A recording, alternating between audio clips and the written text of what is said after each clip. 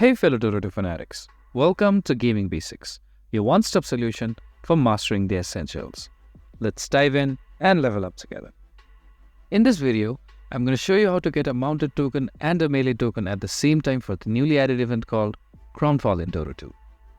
To do so, you first need to open your Dota 2 via the Steam client and then click on Act 1, which will bring up the homepage for the new event. And this is the overworld map of the event. So to get a mounted token and a melee token at the same time, as you can see, I need right now to progress to another level. All you need to do is win with Chaos Knight or Abaddon. Winning with Chaos Knight will give you 2 mounted tokens and a melee token.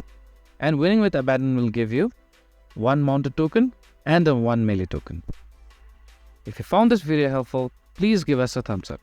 And if you have any questions for us, please feel free to mention us in the comment section down below.